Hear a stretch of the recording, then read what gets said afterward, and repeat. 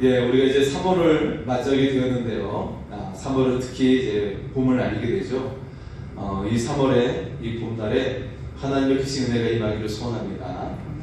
특별히 오늘 3.1절을 통하여서 우리가 더욱더 나라를 사랑하고, 이 나라가 정말 하나님께서 함께 하시고, 또 하나님의 복음이 증거하는 나라가 될 수 있기를 소원합니다. 예, 정말 해방을 위해서, 독립을 위해서 싸웠던 우리 조상들이 있었고요. 이제는 우리가 또 영적인 그런 독립을 위해서, 해방을 위해서 우리가 믿음으로 전진할 수 있는 우리가 3월달이 될 수 있기를 소원합니다. 자, 봄을 알리는 이제 3월이 시작되었는데요. 여러분은 봄이라고 하면 어떤 이미지가 떠오릅니까? 어떤 그런 모습들이 떠오르게 되나요? 예, 우리가 봄이라고 하면 먼저 생각나는 것이 꽃순이 나오고, 그리고 또 새순이 나는 것들을 우리가 떠오르게 되죠. 그리고 또 어떤 모습들이 떠오릅니까? 새학기를 시작하는 그런 아이들의 모습이 떠오릅니다. 예, 그래서 새학기를 맞이해서 한 학년씩 올라가고 기쁘게 떠들고 제잘거리는 그런 아이들의 모습이 또 떠오르게 되죠. 자, 그래서 우리가 1월 1일 날 새해를 시작했지만 진정으로 시작되는 이 한 해의 시작을 생각한다면 바로 또 3월이라고 생각이 됩니다. 그래서 3월을 맞이하면 정말 진정으로 새로운 시작하는 모습들, 예, 그래서 열심히 전진해 나가는 그런 모습들을 떠오르게 되죠.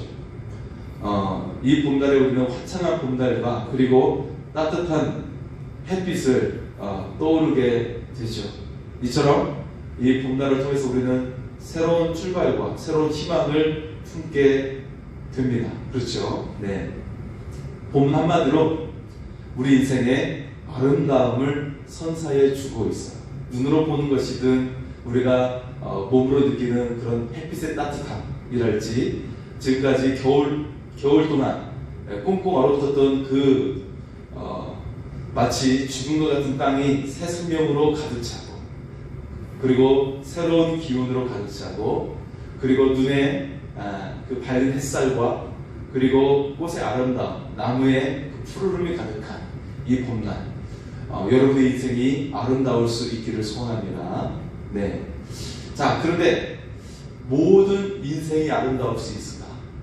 이 봄날이 우리에게 아름다운 인생을 선사하는 것 같은 그런 느낌을 주는데, 하지만 모든 인생이 아름다울 수 있을까? 그렇게 질문을 하게 됩니다. 예, 저는 제가 생각할 때는 인생 자체는 모든 인생이 아름다운 인생이라고 생각을 해요. 모든 인생이 아름다운 인생이라고 생각합니다. 거기에는 땀과 노력과 그리고 사람들을 향한 그런 사랑의 마음이 있기 때문에 모든 인생이 그래도 아름답다라는 생각을 합니다. 그런데 사람이 정말 살아가는 인생길이 정말 아름다운 것일까? 사람들이 살아가는 인생들이 정말 아름다운 것일까? 다시 한번 질문을 하면요, 사람의 인생 자체는 굉장히 불완전해요. 불완전하고 그리 선하지도 못해요. 사람의 인생 자체로 따지면 구원받을 사람이 아무도 없어요. 이것이 바로 성경이 말하는 내용이에요. 사람은 아담의 선악과 이후로 죄덩어리에 불과하다는 거예요. 죄덩어리예요. 사람 자체는 죄덩어리예요. 그들의 생각하는 것들이 죄였고 죄악이었어요. 예. 그래서 어떻게 됩니까? 창세기 6장에 보면 노아의 홍수 때 심판이 일어나서 노아의 가족 외에는 살아남은 사람이 없었어요. 노아의 가족만 살아남았을 뿐이죠. 그 이후에도 노아의 자손을 통해서 인구가 퍼져나갔지만 또 어떤 일이 일어나죠? 네, 바벨탑 사건. 바벨탑 사건으로 말미암아 그들의 언어를 혼잡하셔서 하나님께서는 그들을 죽이는 대신에 그들의 언어를 다르게 해서, 혼잡게 해서 흩어버리게 하는, 그래서 그들이 생각하는 것을 이루지 못하게 하는 그런 모습으로 우리에게 심판을 하셨어요. 네. 그래서 거기에서 하나님께서 우리에게 내리는 결론은 인간의 생각하는 것들이 모두 다 악함을 보셨어요. 완악함을 보셨던 거예요. 인간의 생각하는 것들이 악하다라고 보신 것이죠. 네. 그래서 이 이 아담의 선악과 이후로 누구도 구원받을 수 없는 상태가 된 겁니다. 네. 그래서 하나님은 우리가 구원받을 사람을 구원을 얻을 수 있도록 하나님께서는 그 독생자 아들 예수 그리스도를 보내주신 거예요. 오직 주님의 희생만이, 그 독생자의 희생만이 우리를 깨끗하게 할 수 있기 때문이죠. 우리가 바로 그 예수 그리스도를 믿는 그리스도인들인 줄 믿습니다. 예, 할렐루야. 자, 이처럼 누구도 그 인생이, 그 삶이 아름답지 못한 상황이에요. 아무리 성공하고 돈을 많이 벌어도 더러울 수밖에 없어요. 그 모습이 더러울 수밖에 없고, 아무리 남을 돕고 선한 일을 많이 해도 누군가에게 상처를 줄 수 있어요. 우리는 그런 상태에 있으면서 살게 돼요. 내가 아무리 선한 일을 향해 열심을 내고 해도 누군가에게 상처를 줄 수 있는 우리의 모습을 볼 수 있어요. 여러분, 목사도 정말 선함을 위해서 여러분에게 영적인 그런 충만함과 그리고 영적인 풍성함, 네, 여러분의 인생의 그 아름다움을 위해서 열심히 기도하고 노력하고 있지만 어떻게 돼요? 목사 자체도 누군가에게 상처를 줄 수 있는 것을 볼 수가 있어요. 의도치 않게 상처가 되고 마음을 아프게 하는 모습을 보게 되는 것이죠. 오직 우리가 하나님만 의지할 수 있기를 소원합니다. 자, 이처럼 사람이 그렇게 행하는 것들이 더럽고 누군가의 상처가 될 수밖에 없는 이유는 사람 자체가 너무나도 연약하고 불완전한 존재이기 때문에 그래요. 사람 자체가 죄덩어리예요. 네. 자, 여기에서 사람의 인생이 아름다워질 수 있는 확실한 방법이 있어요. 그것은 사람에게는 만드실 때, 하나님께서 만드실 때 매우 특별한 설계도로 만드셨어요. 매우 특별한 설계도로 만드셨는데, 자, 여러분 생각해 보세요. 자동차에게 있어서 가장 중요한 것이 무엇이죠? 엔진이에요. 엔진이 있어야 돌아가서 자동차가 운전을 할 수가 있어요. 예. 건물을 짓는데 여러분 가장 중요한 것이 무엇일까요? 창문이 중요한가요? 문이 중요한가요? 건물에 있어서 중요한 것은 기둥이에요. 기둥. 그 기둥이 건물을 지탱하는 것이죠. 이 기둥이 제대로 되지 않으면 무너져요. 하지만 기둥이 바로 서면 문짝이든 문이든 창문이든 흔들리지가 않아요. 기둥만 온전히 서 있으면 괜찮아요. 균열도 잡아줄 수 있어요. 기둥이 중요하죠. 마찬가지로 사람에게 절대 빠져서는 안 되는 설계되어져 있는 부분이 있어요. 설계된 부분이 있어요. 그것은 바로 그 안에 하나님이 계셔야 하는 줄 믿습니다. 하나님께서 우리를 만드셨고 우리를 설계하셨는데 그 안에 반드시 필요한 기둥과 같은 역할을 하고 자동차 엔진과 같은 역할을 하는 것이 있는데, 그것이 바로 하나님이 그 안에 계셔야 한다는 사실이에요. 그러면 그 인생이 어떻게 돼요? 아름다운 방향으로, 그 인생이 올바른 방향으로 가게 된다는 것을 믿을 수 있기를 소원합니다. 하나님과 함께 살아가면, 하나님 뜻대로 살아가면 완벽한 설계가 이루어져요. 그 인생이 아름답게 된다는 사실이에요. 자, 오늘 말씀은 두 가지 비유를 통해서 유다의 죄악을 지적하고 있어요. 여기서 하나님이 유다를 향해서 명령하고 있는 말씀이 있는데, 그것은 너의 길과 행위를 아름답게 하라입니다. 너희와 길과 행위를 아름답게 하라, 이것을 명령하고 있어요.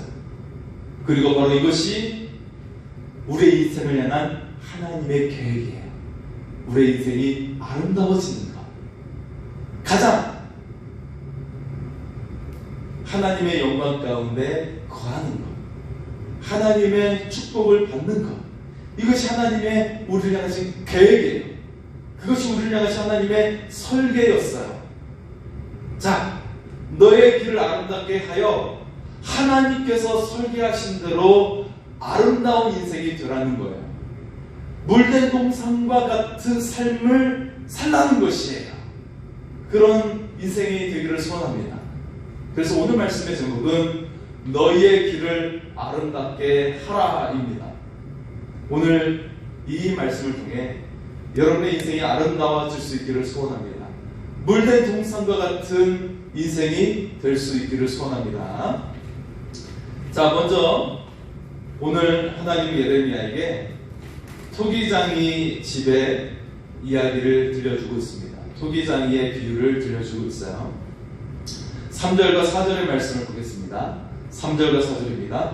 내가 토기장이의 집으로 내려가서 본즉 그가 농도로 일을 하는데 진흙으로 만든 그릇이 토기장이의 손에서 터지네.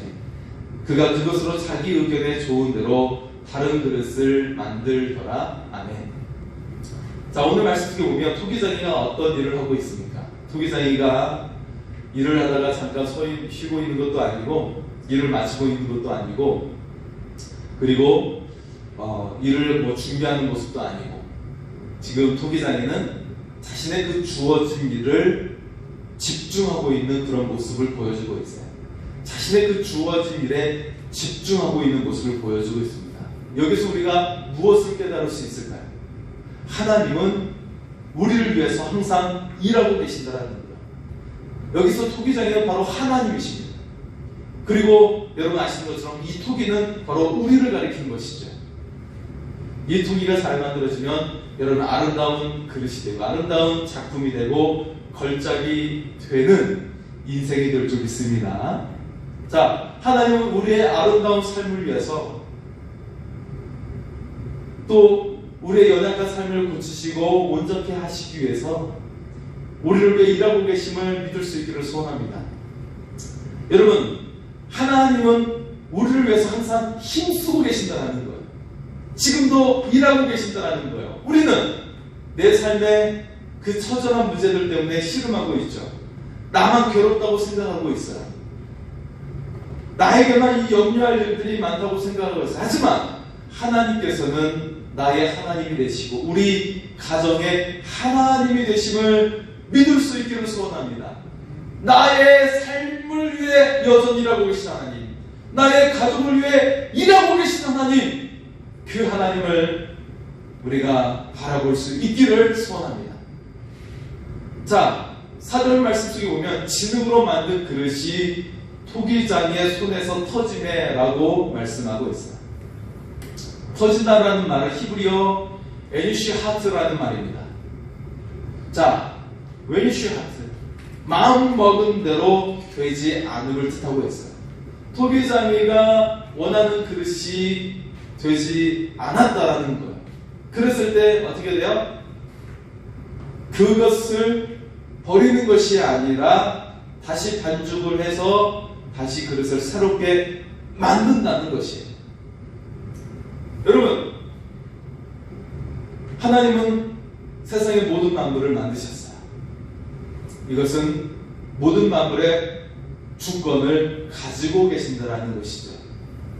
이 관계를 통해 하나님은 하나님이 누구신지, 유다 백성은 어떤 위치에 있는지를 말씀하고 계세요. 토기장이가 심혈을 기울여서 그릇을 빚는 것처럼 하나님께서는 자기 백성들의 삶을, 인생을 조심스럽게 다루고 계세요. 하나님은 그 인생을 조심스럽게 다루고 계신다는 거예요. 더 아름답고 온전하게 빚고 계신다는 사실이에요. 우리는 때로 죄 속에 빠져있거나 삶의 여러 문제로 인해서 아프고 힘들 때가 있어요. 그런데 하나님께서는 우리를 버리지 않으신다는 거예요. 우리를 포기하지 않으십니다. 우리의 심령을 어루만지면서 우리를 위로해 주시고 우리를 안아주시는 하나님이십니다. 하나님께서는 우리를 그렇게 감싸주시면서 원하시는 온전한 모습으로 빚고 계신다는 사실이에요. 자, 그런데 6절에 하나님은 다음과 같이 말씀을 하고 계세요. 6절의 말씀입니다. 여호와의 말씀이니라. 이스라엘 족속아, 이 토기장이가 하는 것 같이 내가 능히 너에게 행하지 못하겠느냐. 이스라엘 족속아, 진흙이 토기장이의 손에 있음같이 너희가 내 손에 있느니라. 유다 백성이 심판의 말씀을 듣고 돌이켜 회개하면 구원을 자, 오늘 이 말씀에 보면 하나님께서 이 토기장이의 비유를 통해서 너희의 인생을, 지금 인생이 굉장히 무너져 있고 망해버린 인생과 같은 그런 모습이라 할지라도, 그래서 결국 죄를 행하고 그 실패로 말미암아 심판을 받을 수밖에 없는 상황이라 할지라도 하나님은 너희를 새롭게 만들 수 있다고 말씀하고 계세요. 너희를 다시금 아름답게 만들어 갈 수 있다라고 말씀을 하고 계십니다. 자, 오늘 이 말씀 속에서 하나님은 너희가 내 손에 있음이라 말씀하고 있어요. 토기장이가 그 손에 그릇이 만들어지면서 멋진 작품이 되죠. 멋진 걸작이 됩니다. 마찬가지로 하나님은 우리 인생을 향해 말씀하고 있어요. 너희가 내 손에 있음이라.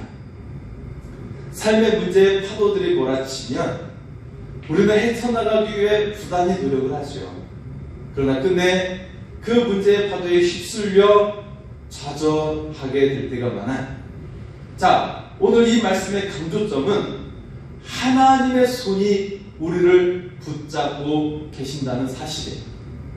하나님의 손이 거할 때 위로가 돼요. 하나님의 손이 거할 때 힘을 주십니다. 그 문제 위에서 우리가 파도를 타듯이 유유히 항해를 하는 배와 같이 될 수 있다는 거예요.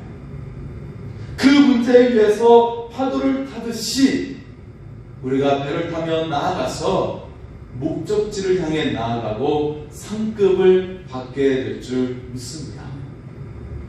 여러분, 이 문제의 파도에 휩쓸려서 거기에서 물속으로 가라앉는 인생이 아니라 그 문제의 파도 위에서 항해를 하며 유유히 나아가는 인생이 될 수 있기를 소원합니다. 우리의 삶을 하나님의 손에 맡길 때 그런 아름다운 인생이 될 줄 믿습니다. 자, 오늘 말씀은 하나님께서 매우 중요한 명령을 내리고 계시죠. 그것은 너희의 길을 아름답게 하라라는 말씀입니다. 자, 우리는 가끔 생각합니다. 지금 내 인생은 왜 이럴까? 지금 내 삶은 왜 이럴까? 생각할 때가 있어요. 자, 여기서 우리는 두 가지를 생각하게 되는데, 먼저 신앙인들은 이 고통의 상황, 이 힘든 상황에서도 하나님께서 내 삶에 은혜를 주신다는 거예요. 은혜로 함께 하신다는 사실이에요. 그 생각을 먼저 할 수 있고요. 두 번째는 지금 내 인생은 내가 선택한 결과라는 사실이에요. 지금 내 인생, 우리의 인생은 내가 선택했던, 과거에 내가 선택한 결과라는 사실이죠. 하나님은 우리가 번영해질 수 있고 멸망할 수 있다고 말씀하고 있어요. 그런데 이 번영과 멸망이 내 선택의 결과라고 말씀하고 있는 것입니다. 7절과 8절의 말씀을 보겠습니다. 7절과 8절입니다. 내가 어느 민족이나 국가를 뽑거나 부수거나 멸하려 할 때에 만일 내가 말한 그 민족이 그의 악에서 돌이키면 내가 그에게 내리기로 생각하였던 재앙에 대하여 뜻을 돌이키겠고. 아멘. 만약 너희 죄악에서 회개하면 하나님께서 재앙의 뜻을 돌이키겠다라는 거예요. 하지만 만약 불순종하면 약속하신 복을 내리지 않겠다는 것이에요. 여러분, 여기서 핵심은 하나님은 우리를 돌이키게 하시는 분이라는 거예요. 하나님께 등을 돌렸던 우리를 돌이켜서 다시금 돌아오게 하시기를, 돌아오기를 원하시는 하나님, 그리고 우리를 돌이키게 하시는 하나님이심을 말씀하고 있습니다. 그래서 어떻게 돼요? 그 멈추었던, 우리를 향해 멈추었던 복이 다시 흐르기를 원하시는 하나님이심을 믿으시기 바랍니다. 우리에게 끊겼던 하늘의 축복을 다시금 물꼬를 틀어서 열어주시는 하나님이심을 믿으시기 바랍니다. 자, 이처럼 이 돌이키심의 조건은 바로 우리가 하나님께 회개하고 돌아설 때입니다. 이어서 하나님은 우리를 향한 하나님의 마음을 말씀하고 계세요. 그것은 바로 우리의 인생이 아름다운 인생이 되기를 원하고 계신다는 것입니다. 우리 11절의 말씀을 보겠습니다. 11절입니다. 그러므로 이제 너는 유다 사람들과 예루살렘 주민들에게 말하여 이르기를 여호와의 말씀에 보라, 내가 너에게 재앙을 내리며 계책을 세워 너희를 치료하노니 너희는 각기 악한 길에서 돌이키며 너희의 길과 행위를 아름답게 하라 하셨다 하라. 아멘. 자, 이 말씀에서 우리는 두 개의 동사에 주목을 해야 됩니다. 두 개의 동사에 주목을 해야 되는데, 첫째는 돌이키라라는 동사이고요, 두 번째는 아름답게 하라입니다. 자, 이 두 가지의 동사는 모두 명령형이에요. 명령하고 있는 것이죠. 자, 먼저 돌이키라는 것은 회개하라는 거예요. 우리는 이 회개에 대해서 가끔 오해할 때가 있어요. 이 회개는 어떤 사람들은 뉘우치는 것이라고 생각을 해요. 아, 내가 잘못했어. 내가 이것이 참 잘못했는데 후회가 돼. 회개는 뉘우치는 것도 아니고 후회하는 것도 아닙니다.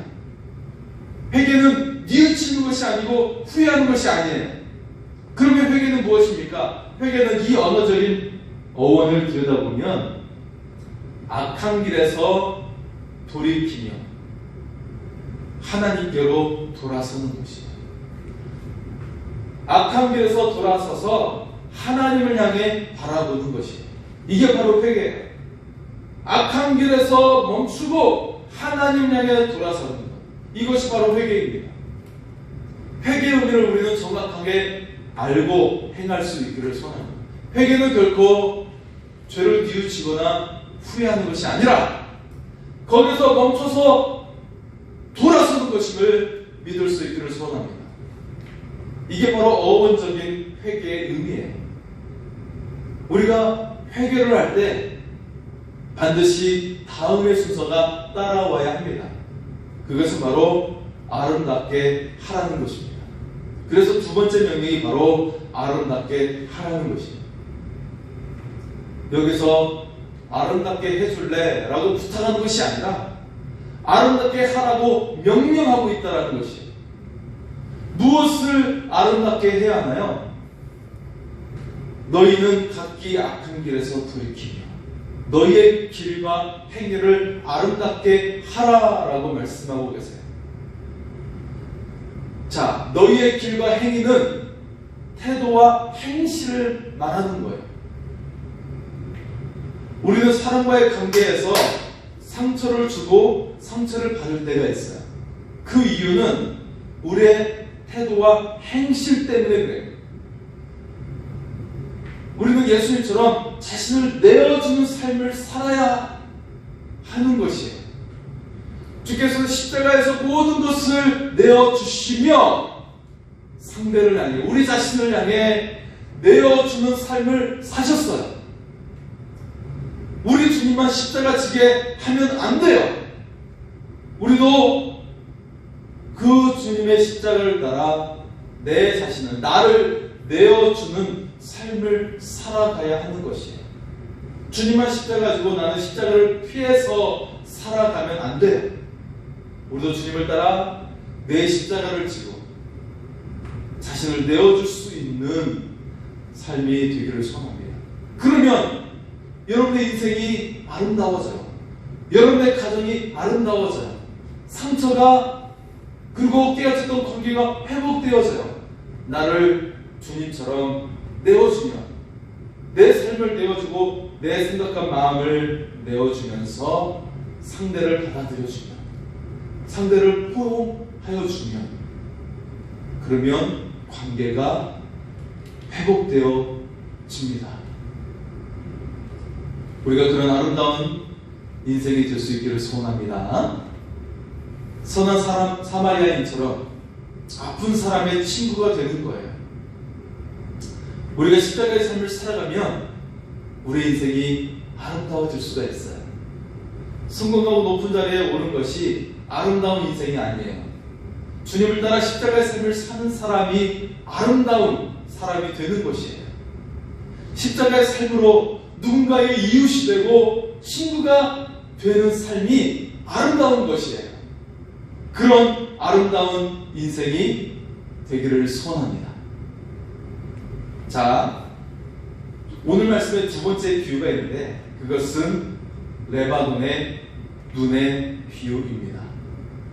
자, 레바논의 눈의 비유에 빗대어서 상대적으로 유다는 매우 허무하고 제한적인 시한부적인 길을 가고 있다라고 지적하고 계십니다.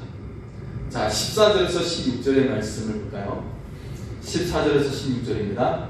레바논의 눈이 어찌 들의 바위를 떠나겠으며 먼 곳에서 흘러내리는 찬물이 어찌 마르겠느냐. 물은 내 백성은 나를 잊고 허무한 것에게 분양하거니와 이런 것들은 그들로 그들의 길 곧 그 엣길에서 넘어지게 하며 곁길 곧 닿지 아니한 길로 행하게 하여 그들의 땅으로 두려움과 영원한 웃음거리가 되게 하리니 그리로 지나는 자마다 놀라서 그의 머리를 흔들리라. 아멘. 여러분, 레바논의 지역은 팔레스타인의 북부에 있습니다. 북부 산악지대에 있는 높은 산이 있는 지역이에요. 보통 여러분 그 지리산을 가시면, 지리산을 가보셨는지 모르겠지만요, 지리산을 가시면 산이 산맥이 엄청난 산맥들이 쭉 있어요. 산봉우리가 뭐 지리산 정상 천왕봉 하나만 있는 것이 아니라 여러 산봉우리가 계속 이어져 있다가 가장 높은 곳에 천왕봉이 있는 것이죠. 자, 레바논의 산지가 바로 그와 같은 모습이에요. 높은 산이 우뚝 서 있는데, 그런데 그 높이가 뭐 지리산의 천왕봉은 대략 1917m 정도 된다면, 그래서 이 남반부 제주도 한라산을 제외하고 이 한반도에 있어서 가장 높은 산이 지리산 천왕봉이죠. 근데 그 높이보다도 레바논의 정상은 더 높아요. 3000m가 넘어가요. 그런데 대부분의 산은 마치 지리산의 최고 높은 천왕봉 같은 위치에 있는 1900m 정도의 산지를 이루고 있는 곳이에요. 자, 거기에 그 유명한 헐몬산이 있어요. 헐몬산, 헤르몬이라고도 하고 헐몬산이라고 하는 그 산이 있어요. 여러분 왜 유명한지 아시죠? 헐몬산에 있어요. 헐몬산은 눈으로 덮여 있어요. 눈으로 덮여 있어서 여기서 찬물이 흘러내려가지고 팔레스타인, 이스라엘 전역에 물을 공급해요. 여러분이 잘 아는 이 물이 흘러서 갈릴리 호수를 이루고, 갈릴리 호수에서부터 물지기를 타고 내려오는 강이 바로 요단강이고, 그 요단강을 따라 내려서 흘러가는, 그래서 그 물을 계속해서 저장하는 그 호수가 사해이죠. 이스라엘 사람들은 이것을 사해 바다라고 하지만 사실은 사해 호수이죠. 바다가 아니라. 그런 모습으로 가게 돼요. 헐몬산에서부터 갈릴리 호수를 이루고, 갈릴리 호수는 다 헐몬산에서 내려진 물로 이루어진 호수예요. 엄청나게 크죠. 정말로 실제로 바다와 같이 큰 호수예요. 그리고 요단강이 거기서 또 흘러내리고, 그리고 사해 호수를 이루게 되는 것이죠. 이처럼 헐몬산은 굉장히 중요해요. 그들에게 적과 꿀이 흐르는, 공급해주는 유명한 그런 헐몬산의 그런 눈, 그런 이슬이 되는 것이죠. 굉장히 중요하죠. 자, 레바논에서 흐르는 이 물줄기는 결코 마르지 않고 영원하다는 것이에요. 반면에 유다 백성은 우상을 섬기고 그 앞에서 분향함으로 말미암아 어떻게 돼요? 옛길에서 넘어지게 된다는 것이에요. 유다의 길은 두려움과 영원한 웃음거리가 된다는 것이에요.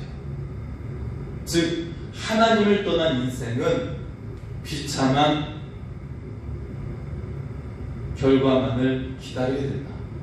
비참하고 불행만이 존재하게 될 것이라고 말씀하고 있는 것입니다. 사랑하는 성도 여러분, 오직 우리가 하나님과 함께함으로 그 인생길이 아름답고 영광이 비추이는 삶이 될 수 있기를 소원합니다. 하나님 우리를 그렇게 만드셨고 그렇게 설계하셨어요. 하나님께서 그 설계하신 대로 만드신 대로 여러분 삶이 아름답게 나오게 될 수 있기를 소원합니다. 그런데 오늘 말씀에 마무리되어지는 말씀 속에 보면 예레미야가 하나님께 호소하고 있는 부분이 나오죠. 그것은 이스라엘 하나님의 이스라엘 향한 그런 하나님의 호소, 이 하나님의 마음을 이스라엘 백성에게 전하고 있는데 이스라엘 백성들은 이 하나님의 메시지를 전하는 예레미야를 죽이기 위해서 큰 구덩이를 팠다는 것이에요. 이 소식을 듣고 예레미야는 하나님께 호소하고 있는 것이죠. 어떻게 호소합니까? 하나님, 그들이 손을 악으로 갖고 있습니다. 하나님께서 그들을 내버려 두지 마시고 그들을 전쟁의 구덩이에서 다 죽게 만드시고 그래서 여인들은 과부가 되게 하시고 자녀들은 전쟁터에서 죽게 만들어 주십시오라고 호소하고 있습니다. 굉장히 여러분 잔인한 호소이지 않습니까? 어떻게 그들의 원수의 전멸을 향해 예레미야가 기도하고 있는 것일까요? 자, 이 기도의 모습을 보면 우리는 다윗의 시편의 기도 가운데 있는 원수를 향한 저주를 기억나게 합니다. 다윗도 시편에서 보면 원수들과 악인들을 심판해달라고 기도하고 있어요. 악인을 멸하시고 원수를 멸하여 주옵소서. 그들을 내버려 두지 마시고 그들을 철저하게 심판해 주소서라고 다윗이 그렇게 기도하고 있죠. 그런데 여러분, 다윗에게 있어서 가장 큰 원수는 누구였습니까? 자신을 죽이려고 했던 사울 왕이었고, 또 한 사람은 자신을 통해 낳았던 가장 잘생긴 아들, 똑똑한 아들 압살롬이라는 아들이었어요. 그런데 여러분, 우리가 사무엘서나 또 열왕기서를 보면